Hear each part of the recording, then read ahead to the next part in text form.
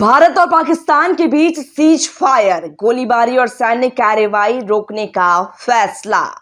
भारत और Pakistan cease fire के लिए सहमत हो गए हैं। भारतीय विदेश सचिव विक्रम मिस्री ने शनिवार को इसकी पुष्टि कर दी। उन्होंने कहा, पाकिस्तान के सैन्य संचालन महानिदेशक ने आज दोपहर 3:35 पर भारतीय डीजीएमओ को फोन किया। उनके बीच सहमति बनी कि दोनों पक्ष भारतीय मानक समय अनुसार शाम 5 बजे से जमीन, हवा और समुद्र में सभी तरह की गोलीबारी और सैन्य कार्रवाई बंद कर देंगे। आज दोनों पक्षों को इस सहमति को लागू करने के निर्देश दिए गए हैं। सैन्य संचालन महानिदेशक 12 मई को 12 बजे फिर से बात करेंगे। इससे पहले अमेरिकी राष्ट्रपति डोनाल्ड ट्रंप ने दावा किया कि अमेरिका की मध्यस्थता से हुई वार्ता के बाद भारत और पाकिस्तान तत्काल और पूर्ण संघर्ष विराम पर सहमत हो गए हैं। अमेरिका के राष्ट्रपति ट्रंप ने ट्रुथ सोशल पर एक पोस्ट में घोषणा की कि अमेरिका की मध्यस्थता में पूरी रात चली बातचीत के बाद मुझे यह घोषणा करते हुए खुशी हो रही है कि भारत और पाकिस्तान तत्काल और पूर्ण संघर्ष विराम पर सहमत हो गए हैं। ट्रंप ने यह घोषणा अमेरिकी विदेश मंत्री मार्को रूबियो के विदेशी मंत्री एस जयशंकर, पाकिस्तान के विदेश मंत्री इशाक डार और पाकिस्तान के सेना प्रमुख जनरल असीम मुनीर से बातचीत के बाद की।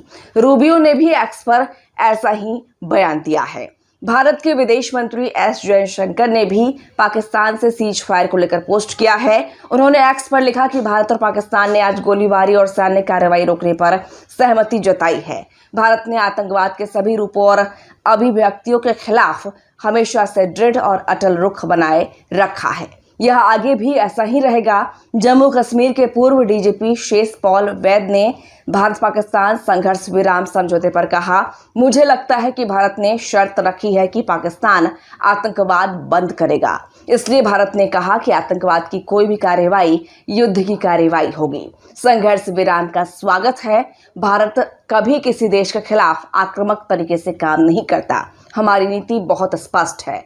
हम विश्व की चौथी सबसे बड़ी अर्थव्यवस्था बन गए हैं। हमारी दौड़ तीसरी, दूसरी, पहली अर्थव्यवस्था बनने की है। हम युद्ध, आतंकवाद में विश्वास नहीं करते।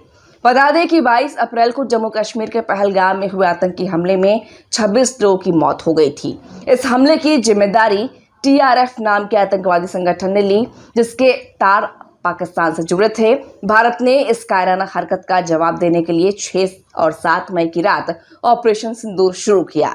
इस ऑपरेशन में भारतीय थल सेना, वायुसेना और नौसेना ने मिलकर पाकिस्तान और POK में जैश ए मोहम्मद, लश्कर-ए-तैयबा और हिजबुल मुजाहिदीन के 9 आतंकी ठिकानों को नष्ट कर दिया। मिराज 2000, सुखोई 30 और राफेल जैसे विमानों का उपयोग कर सटीक हमले किए गए, जिसमें 100 से अधिक आतंकी मारे गए। ऑपरेशन का नाम सिंदूर उन महिलाओं को समर्पित था जिनके पतियों की हत्या हमले में हुई थी।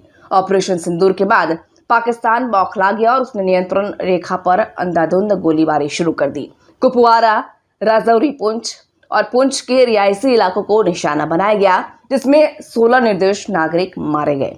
पाकिस्तान ने ड्रोन और मिसाइलों से भारत के 15 शहरों पर हमले की कोशिश की, लेकिन भारत के S-400 और अन्य रक्षा प्रणालियों ने इन्हें नाकाम कर दिया।